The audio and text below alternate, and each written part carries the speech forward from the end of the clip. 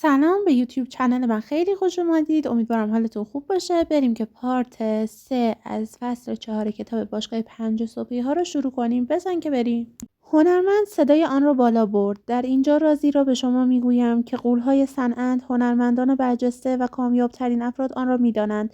موفقیت‌های چشمگیر ارتباط زیادی با ژنتیک شما ندارد، بلکه این موفقیت‌ها بیشتر به عادت‌های روزانه شما برمیگردد و روال‌های صبحگاهی شما مهمترین بخش آن هستند. جامعه به ما یاد داده است وقتی این افراد بسیار قدرتمند را می‌بینیم، فکر کنیم این افراد همیشه عالی بوده‌اند. جامعه ما را فریب داده است و فکر می‌کنیم آنها استثنا هستند و ژن خوب دارند. ما را فریب داده‌اند که آنها را از تولد نابغه هستند. با این حال حقیقت این است که موفقیت آنها در پس سالها و ساعتها تمرین است و ما تنها اوج ترقی و شکوه آنها را می‌بینیم. وقتی افراد بسیار موفق تجارت، ورزش، علوم و هنر را می‌بینیم، در واقع در حال مشاهده فداکاری و صبر زیادی در رسیدن به هدف هستیم. به یاد داشته باشید تمام افراد حرفه‌ای قبلا مبتدی بودند و تمام استادان از جایی شروع کردند. افراد موفق با داشتن عادتهای درست توانستند به شاهکارهای بزرگی برسند. بی خانمان گفت واقعا کارش درسته.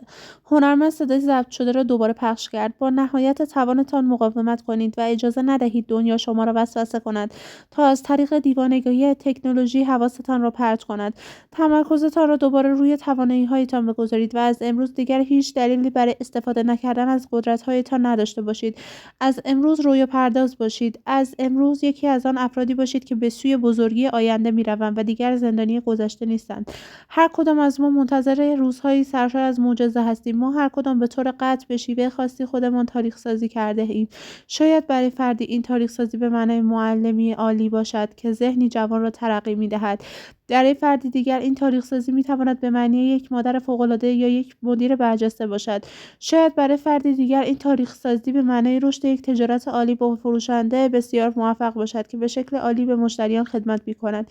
اینکه نسل بعدی ما را به یاد بیاورند و یک زندگی واقعا عالی داشته باشیم یک سخن کلیشه‌ای نیست. این در حقیقت کاملا درست است. با این حال تعداد بسیار کمی از ما روال‌های صبحگاهی را کشف و اجرا کرده‌ایم که تمام این نتایج را برای ما محقق می‌سازند.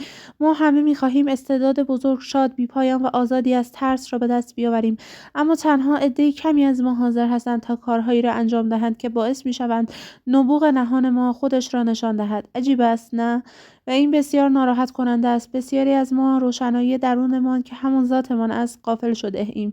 بسیاری از ما زمان ارزشمندمان را بیهوده می‌گذرانیم و به دنبال اهداف کم اهمیت و دلخوشی‌های زودگذر هستیم و از داشتن یک زندگی واقعی غفلت می‌کنیم.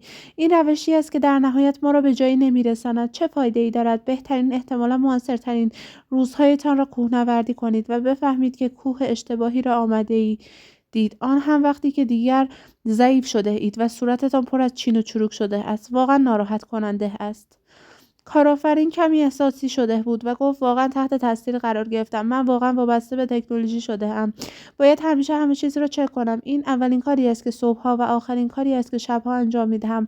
تمام تمرکزم روی آن است. من به سختی می‌توانم روی تعهدات خودم و تیمم تمرکز کنم و تمام این حواس‌پرتی‌ها در زندگیم انرژی را از من گرفته است. واقعا سر در نمیآورم. احساس می‌کنم دیگر هیچ زمانی برای خودم ندارم.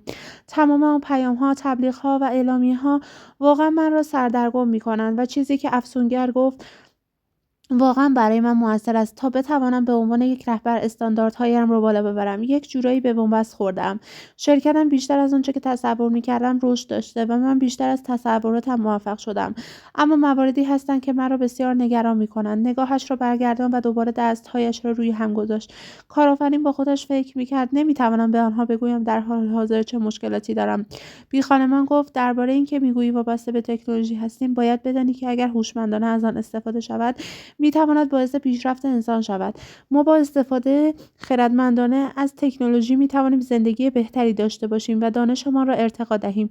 این استفاده نادرست از تکنولوژی است که به ذهن و خلاقیت افراد آسیب می‌رساند و تار و پود جامعه ما را نابود می‌کند. اگر تمام روز با گوشی بازی کنید این می‌تواند هزینه‌های زیادی برای تو داشته باشد. و درباره فشاری که روی شانه‌هایت هست این واقعا عالی است. بازیکن افسانه‌ای تنیس بیلی جین کینگ میگوید فشار یک امتیاز است. تو باید رشد کنی و رشد کردن و بالا رفتن یکی از عاقلانه ترین شیوه ها برای زندگی کردن است. در هر چالشی که با آن مواجه می شوید موقعیتی وجود دارد تا به عنوان رهبر با یک انسان به سطح بعدی خودتان برسید. موانع و مشکلات سر راه صرفا آزمون‌هایی هستند تا مشخص شود تا چه حد جدی می‌خواهید به پاداش و اهدافتان برسید. این آزمون‌ها نشان می‌دهد که چقدر مشتاقید تا به فردی تبدیل شوید که می‌تواند به موفقیت‌های بزرگی برسد. شکستی وجود ندارد. در واقع هر شکست پیشرفتی در ظاهری پنهان است. خب اینم از پایان پارت 3. امیدوارم که خوشتون اومده باشه. لایک و دیسلایک فراموش نشه. کامنت نظراتتون رو برام بذارید. مرسی از نگاهتون.